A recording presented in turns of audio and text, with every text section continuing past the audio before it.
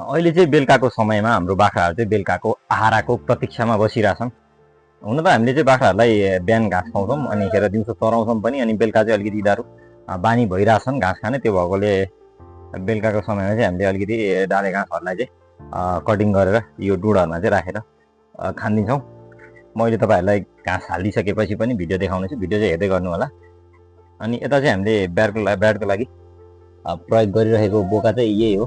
ल आइस बढे ice ice ice ल, हामीले चाहिँ यो बोकालाई प्रयोग गरिरहेछौँ र यसको पाठापाठीहरू चाहिँ उत्पादन सुरु भइसकेको छ। 2-3 दिन 4-5 दिन भयो होला सायद उत्पादन सुरु भइसकेको छ।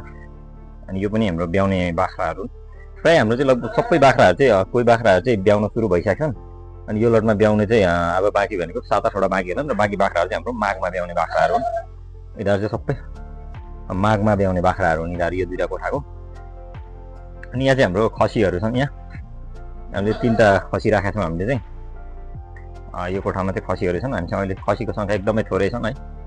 अनि त्यसै गरी चाहिँ यतातिर चाहिँ हाम्रो पाठापाठीहरू भनौँ न, विशेष गरेर यो यहाँनिर छन्। यिनीहरू चाहिँ हाम्रो उपयुक्त त्यति राम्रो ग्रोथ नभएको पाठापाठी छन्। हामीले बेचिसक्यो राम्रो खालको पाठापाठीहरू चाहिँ। अब यहाँनिर भनेको चाहिँ अलिकति राम्रो खालको भनेको चाहिँ एउटा यो पाठी छ एउटा, त्यसै गरी एउटा यो पाठी छ, 2टा मात्रै छ यहाँ अलिकति राम्रो क्वालिटीको। भने बाँकी चाहिँ सबै मासुको लागि नर्मल पाठीहरू छ। अनि हाम्रो त्यो अघि देखाएको बोकाको चाहिँ पाठाहरू चाहिँ यहाँ छन्। हाम्रो पाठाहरू उत्पादन सुरु भइसकेको छ। यसलाई चाहिँ हाम्रो 50% को पाठाहरू हो। अनि यो आज ब्यागको यो सानो चाहिँ एउटा चाहिँ हाम्रो 75 को बोका हो यो चाहिँ। ल अहिले हामीले यिनीहरूलाई चाहिँ यो राति चाहिँ यहाँ जाडो हुन्छ, हामीले यिनीहरूलाई चाहिँ यो डोकोहरूले छोप्छौँ। म त्यो पनि देखाउनेछु तपाईँहरूलाई।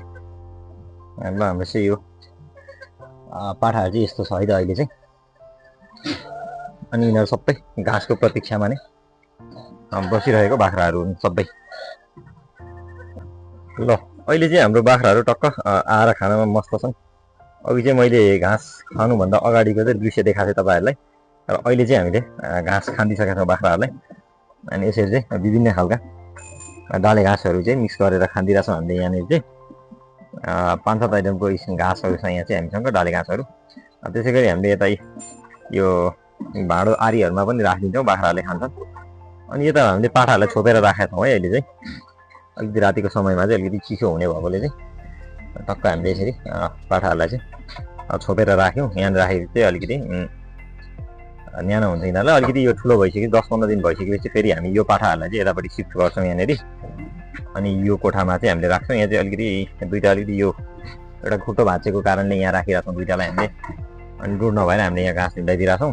अनि त्यो पाठालाई चाहिँ यहाँ राख्छौँ हामीले। अनि यो बल्बहरू छ, यहाँनिर तारहरू छ, बल्बहरू राखेर यो रुमलाई चाहिँ कोठालाई चाहिँ अलिकति तातो बनाएर चाहिँ 15 दिन जति भइसकेपछि पाठाहरूलाई यहाँ राख्ने हामीले। अझै हाम्रो बाख्राहरू लगभग 3-4वटा मात्रै बाख्राहरू ब्याएको छन्। यो पाठाहरूले पनि मस्त भएर घाँस खाइरहेको अवस्थामा छन्। यतापट्टि पनि घाँस खाइरहेछन्। हामीले यसरी भाँडोमा पनि राख्दैछौँ हामीले। भित्र भाँडोमा चाहिँ यो कमजोर सानो बाख्राहरूले खाओस् भनेर राख्दै हो। यहाँ चाहिँ के को मिस्टेक छ भने हाम्रो चाहिँ यो डुड बनाउँदाखेरि जुन डुडको यतादेखि यतासम्मको चाहिँ यो साइज चाहिँ एकदमै छोटो छ कि सानो छ। हामीले चाहिँ यो विशेष गरेर दानाको लागि भनेर बनाएको हो। दाना खाँदा चाहिँ बाख्राहरू एक आपसमा झगडा गरेर भए पनि मजाले खान्छन् भने घाँस खाँदा चाहिँ बाख्राहरू झगडा गर्न रुचाउनुहुन् क्या। त्यो भएकोले हामीले चाहिँ यो डुडको साइज अलिकति सानो बनाएको छौँ हामीले चाहिँ। अनि यहाँ चाहिँ अलिकति खाना डराए पनि हाम्रो बाहिरतिर ओपन स्पेसमा चाहिँ छोडेर खुवाउँदाखेरि चाहिँ नडराइकन मजाले खाने गर्छन् घाँसहरू। अनि तपाईँहरूले चाहिँ विशेष गरेर खोरभित्र घाँस खुवाउने हो भने चाहिँ अलिकति डुडको साइज चाहिँ अलिकति ठुलो बनाउनु होला।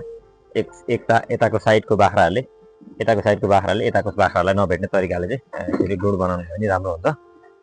यो हाम्रो खसीहरूले पनि खाइरहेछन्।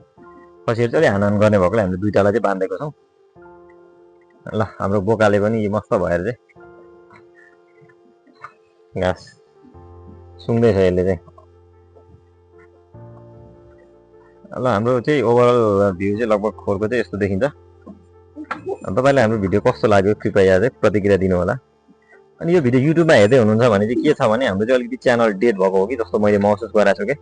एक त पहिलेको जस्तो कन्टिन्यू भिडियो पनि हाल्न पाइरहेको अवस्थामा छैन। त्यो भइसकेपछि अलिकति च्यानलमा भ्युजहरू नआउने भइरहेको छ मेरो चाहिँ। अनि तपाईँहरूले यो भिडियो चाहिँ फेसबुक पेज मार्फत हेर्दै हुनुहुन्छ भने हाम्रो युट्युब च्यानल पनि छ दिदी चरण बाख्रा पालन भनेर, त्यो भिडियोतिर गएर युट्युब च्यानलतिर गएर हामीलाई युट्युबमा पनि सपोर्ट गरिदिनु हुन चाहिँ म तपाईँहरू सबैलाई एकदमै हार्टली रिक्वेस्ट गर्न चाहन्छु है त। र अन्तिमसम्म भिडियो हेरिदिनु भएकोमा यहाँहरू सबैलाई धेरै धेरै धन्यवाद।